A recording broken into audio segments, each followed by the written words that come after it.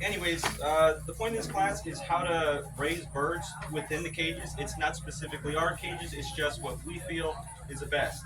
Don't take it like you have to do exactly what we say. Everyone has their own ways of doing it, but it's our suggestions to you guys from our experience.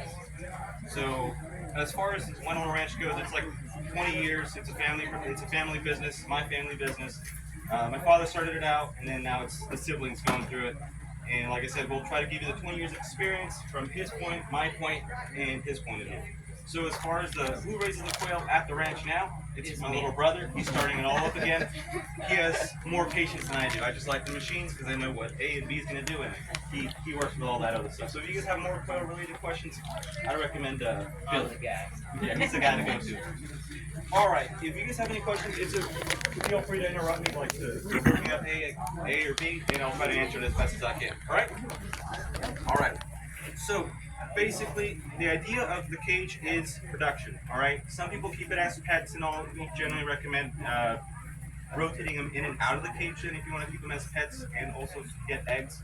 And generally, you do that in the months of October and in September. You put them on the ground so they, regain their feathers. That's when they're going to start molting anyways. So they'll regain their feathers, do their dust baths, and it's great for them because it basically spreads all their oils to their feathers, and they'll be fine again once you put them in the cage.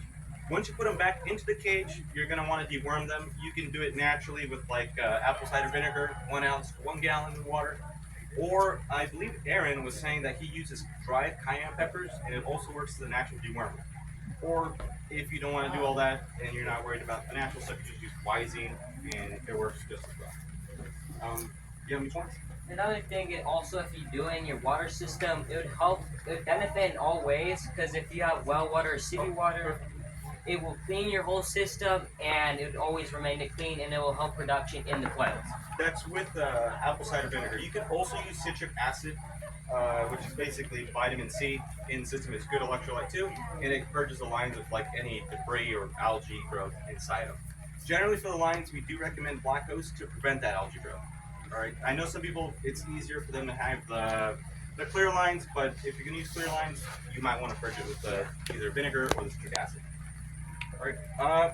The main idea of this cage is to keep the eggs clean, right? So the eggs come out here, and it's just an easier way to handle the eggs. You don't need to wash them, and that's just paramount for selling them again for hatching eggs, right? Or if you're gonna hatch them on your own, you don't want to wash or just mess with the egg too much. Also, you can put them right on the kitchen counter. If you put them in an aviary, not necessarily the problem, but what we found out is whenever we had all the drinks in the aviary is that we collect all the eggs daily. We might miss one or two. And at the time that we want to boil the eggs, it was kind of a nasty surprise. Like, oh, geez, we missed that once. It's a week-old egg, right? So just keep that in mind. Also, they'll just float up if it's bad. We figure that out the hard way. So yeah. I want to go back to the deworming. Okay. You said, can you go over that again? You said the best time to do that is. So if you have your quail on the ground and you're putting them back into the cages, Okay. and you want to basically reset them, so no worms or mites or anything like that, because on the ground they're going to pick up everything. All right, if you so got if mites or So if they're in the cage, then the deworming doesn't have to occur. no, not necessarily, because they have no other way to get the worms within the cage. Okay. So that's basically when they're on the ground. Okay. Another thing. So people say that the cages give the birds bumblefoot.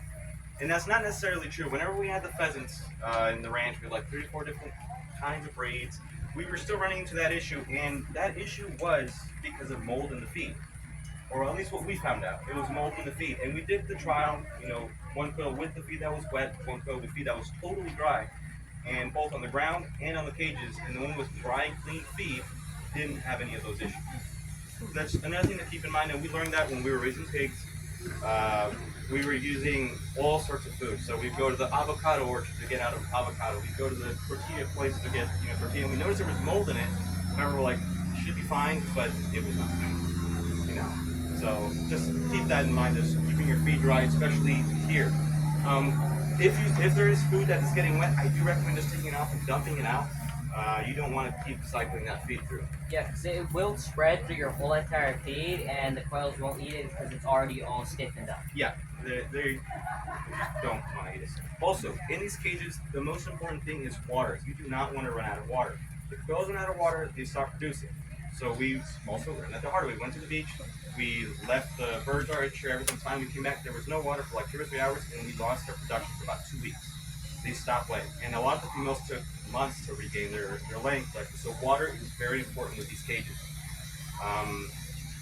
Another thing is that you keep everything organized, and if it's water and food, it's always cycling through. You can just clean another and clean the other because they need to remain clean. Because it's not good for the birds to have dirty water, and you always have to clean it and leave it ready for the birds. Yeah, usually just clean it in the mornings, every morning before you go to work. Well, that's what we did when we were going to school feed and just clean. So taking it apart and stuff, frame it here. So that when you clean it, are you cleaning it in place or are you removing it, putting it back You on? can do either or.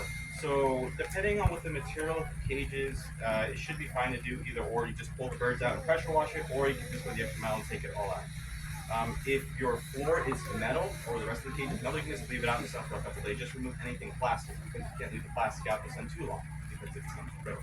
So just keeping that in mind. With these, just leave it out in the sun. If, like I said, you made a cage out of wood or something like that, just then you might want to pressure wash it, let it dry out really well. Yeah. You know, if the wood doesn't dry fully, then it creates bacteria, and then it goes back to the birds. It just becomes a never-ending cycle. again. So, So do you have a problem with the food getting over into the water? with this system, no, we haven't had any problems with them squishing it about, and also we usually give these nowadays with like the restrictors. Or if people ask, hey, you know, my birds are extra messy, I need the restrictors. All right, fine, they go with the cage, and they're just like a little wire grid that comes with it, or that goes with it. You can also make them, like I said, just a half by 1 inch grid, just put it over it. They'll just peck over it. Or another thing we did find out is that if birds have a beak, like obviously have a beak, but like a pointed beak, and they're not debeaked, they'll just eat one grain at a time. Doesn't matter if it's smashed or crumble or pellets. They'll just eat one at a time.